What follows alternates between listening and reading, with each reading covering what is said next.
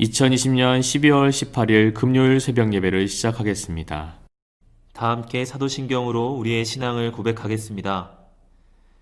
나는 전능하신 아버지 하나님, 천지의 창조주를 믿습니다. 나는 그의 유일하신 아들, 우리 주 예수 그리스도를 믿습니다.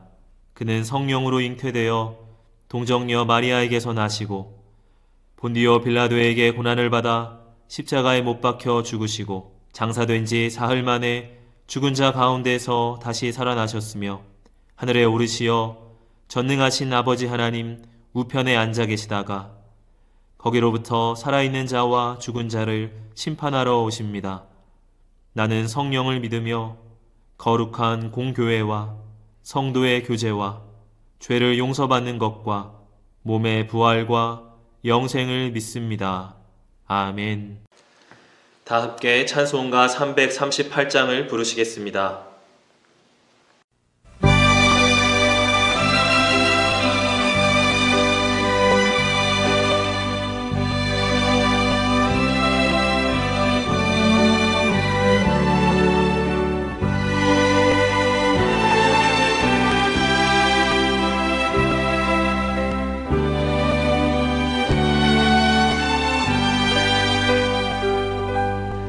내 주를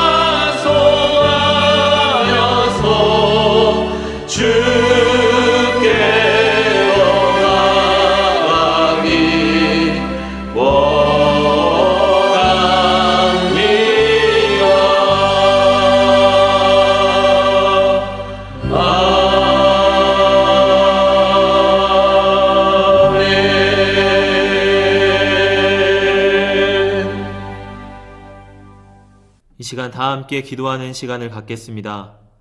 민족의 복음화와 세계 선교를 위하여 우리 교회 3133 비전과 담임 목사님, 부교역자들, 직분자들과 사명자들을 위하여 새성전 증축을 위하여 코로나19로 인해 신음하는 이 민족을 긍휼히 여겨주시고 속히 치유하시도록 우리 교회 교우들의 가정과 직장과 사업장을 붙드시고 환우들을 치유하시도록 이 시간 다 함께 기도하겠습니다.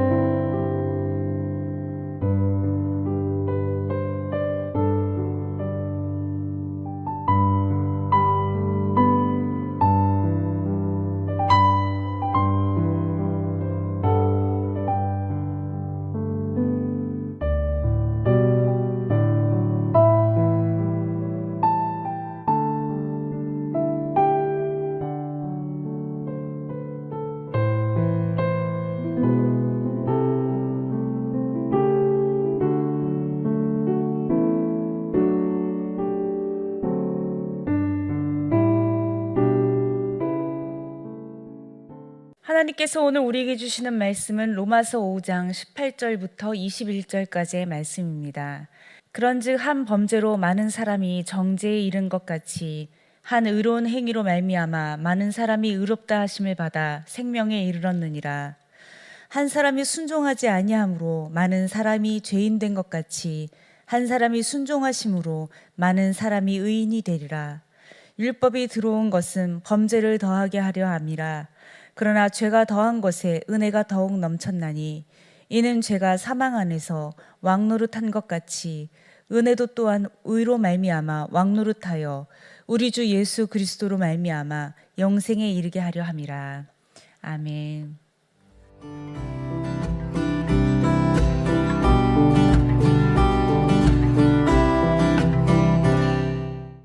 사도 바울은 로마서 5장에서 계속해서 한 사람이라고 하는 칭호를 써서 한 사람 아담으로 인하여 이 세상 가운데 죄가 들어왔고 한 사람 예수 그리스도로 말미암아 온 인류가 생명을 얻게 되었다라고 하는 것을 끝까지 잘 이야기하고 있습니다.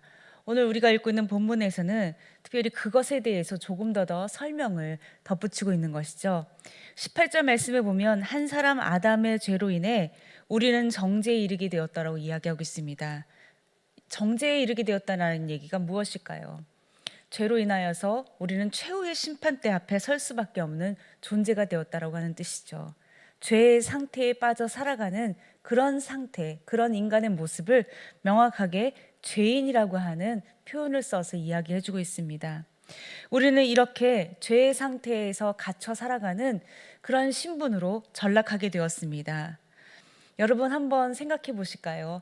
사과 수확이 얼마 전에 한참이었죠. 사과를 주문하고 그 사과가 우리 집에 올 때까지 우리는 어떤 상상을 합니까?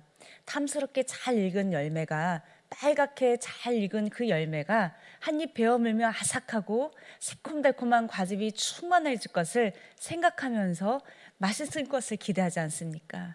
그런데 막상 사과가 배달이 되어서 사과 상자를 열었는데 여기저기 멍들고 여기저기 흠이 난 사과를 본다면 그 사과에 멍들지 않은 부분이 아무리 맛있을지라도 흡족한 마음을 느낄 수 없을 겁니다. 왜냐하면 그 사과는 이미 흠 있는 사과가 되었기 때문인 것이죠.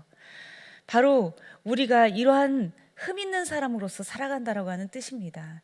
죄인이라고 하는 낙인에 찍혀서 흠 있는 자로서 살아간다라고 하는 것, 그것이 바로 우리의 상태를 이야기해 주는 표현인 것입니다. 그러나 이와 대조적으로 우리 주 예수 그리스도의 의로운 행위는 우리에게 씌어진 죄인이라고 하는 낙인을 벗겨 주었고요. 그리고 우리로 하여금 의로운 사람이라고 하는 새로운 존재로 우리를 덧입게 하였다는 것입니다. 인간이 실패한 순종을 예수님은 자신의 생명으로 순종하셨고, 그리고 그의 순종은 그를 믿는 이에게마다 의롭다라고 하는 칭호를 얻는 놀라운 은혜를 부어주셨던 것입니다. 이것은 우리에게 복입니다. 이것은 우리가 살아가는 이유가 된 것이죠. 20절 말씀에 이렇게 말씀하고 있습니다. 율법이 함께 들어왔다. 율법이 함께 들어왔다라고 하는 말이 무슨 뜻일까요? 그것은 율법이 악하여서 율법이 함께 들어왔다라고 하는 것, 그리고 그 율법이 들어와서 범죄를 더하게 하려 했다라고 하는 말은 율법이 악하다라고 하는 말이 아닙니다. 오히려 율법이 우리에게 죄인이 무엇인지, 죄가 무엇인지를 분명하게 알게 해주는 그런 도구가 되었다라고 하는 것이죠. 그래서 우리는 율법으로 인해서 우리가 얼마나 죄인인지를, 죄된 감정을 더 많이 알게 되었다라고 하는 것입니다. 그리고 또한 율법이 악하여서가 아니라 우리가 악하였기 때문에 율법이 선한 의도로 우리를 가르친다 할지라도 우리는 그 율법을 따르지 않는 인간의 경향성을 띠고 있다라고 하는 것입니다. 율법 자체는 선하지만 인간의 성품이 악하여서 선한 것을 통해 도리어 악을 만들어내는 것이죠. 중학교 1학년 때 생각이 납니다. 저희 영어 선생님이 틀린 문제가 있으면 집에서 이제 틀린 문제를 한 10번씩 써올 수 있도록 숙제를 항상 내주셨거든요. 뭐 틀린 문제를 10번씩 쓰는 숙제 여러분들 아마 많이 해보셨을 겁니다. 깜지라고도 하죠. 근데 어쨌든 이 틀린 문제를 써가지고 온 공책을 이제 다 걷어서 수업이 시작하기 전에 아침에 1교시 전에 우리 선생님 책상 위에 올려놔야지 되는 그런 거를 제가 맡게 되었습니다. 근데 이때마다 참 저는 고역스러웠습니다. 왜냐하면 선생님이 집에서 숙제를 해가지고 오라고 하는 건데, 이 숙제를 해오지 않은 친구들이 이제 그 자율학습 시간에 막 열심히 하죠. 그 열심히 하면 괜찮은데 문제는 한 명의 친구가 굉장히 욕심이 많았던 친구거든요. 근데 이 친구는 이 문제를 틀린 걸 그대로 내는 것조차도 용납이 안 돼서 틀린 문제를 억지로 맞은 것처럼 고치려고 애를 썼을 뿐만 아니라 밤새도록 이제 다른 거 하다가 그날 아침에 와서 그제서야 자기가 틀린 문제를 이제 다시 푸는 그런 일을 했었거든요. 근데 제가 정해진 시간에 갖고 와라 선생님이 얘기하시니까 숙제를 걷고 있으면 이 친구가 막 불같이 화를 내는 거예요. 그리고 자기가 그 숙제를 다른 친구 걸 갖다 놓고 베낄 때까지 우리가 다 기다려야 되는 것이었습니다. 사실 숙제의 의미는요, 틀린 문제를 다시 점검하여서 알게 하는 것이 목적이었는데, 그럼에도 불구하고 학생들 몇몇은 그냥 그 의도와 상관없이 그 시간을 채운다라고 한다든지 자신을 조금 더 돋보이게 한다라고 하는 것에만 더 마음을 둠으로 인해서 숙제의 참다운 의미를 숙제의 참다운 목적을 상실하게 만든 것이죠. 율법도 이와 같이 그 선한 의도와는 변질된 채로 사람들이 자신의 의로움을 드러내는 수단으로 삼으려고 했었고, 그리고 그 율법을 교묘히 어기면서도 자신들의 양심을 죽여가는 일들을 행하고 살아왔다는 것입니다. 그러므로 인하여 21절 말씀에 죄가 사망 안에서 왕노릇하게 되었던 것입니다. 죄가 죽음 안에서 지배하게 되었다는 것이죠. 죄는 세상을 마음대로 흔들어대는 폭군이었습니다. 그리고 모든 세상을 황폐케 하는, 생명을 집어삼키는 그런 괴물과 같은 존재가 된 것이죠. 일본의 애니메이션 센과 치히로의 행방불명이라고 하는 그 만화에 보면 얼굴 없는 유령이라고 하는 캐릭터가 나옵니다. 처음에는 아주 작고 힘없는 존재로 스며시 스며들듯이 나타났지만 점차로 사람들의 탐심을 집어삼키면서 점점 걷잡을 수 없이 거대한 괴물로 변해가는 모습이 이 센과 치히로의 행방불명이라고 하는 애니메이션에서 나타난 적이 있었습니다. 죄는 바로 그것입니다. 우리 인간의 탐욕과 함께 어우러져서 우리의 생명을 집어삼키고, 그리고 우리를 결국에는 파멸에 이르게 한다는 것이죠. 그러나 하나님은 우리를 더 이상 그러한 죄에 내버려 두지 않으셨습니다. 하나님은 죽음 앞에서 자신의 생명을 기꺼이 바치신 그리스도의 순종으로 이제 생명에 의해 죄가 삼킨 바 되는 놀라운 역전을 일으키신 것입니다. 은혜로 의가 주관되는 삶을 살게 된 것입니다. 우리는 생명을 누리는 자가 된 것입니다. 부패와 타락의 세계를 해방시키시고 그리스도 안에서 맺은 새 언약대로 우리는 하나님의 나라를 누리며 왕노릇하며 살아가게 되는 놀라운 신비를 맞이하게 된 것이죠. 이것이 그리스도 한 사람으로 인하여 우리에게 내려온 축복이며 우리가 날마다 감사하며 누릴 복이 될 줄로 믿습니다. 주신 말씀을 생각하며 잠시 묵상으로 기도하겠습니다.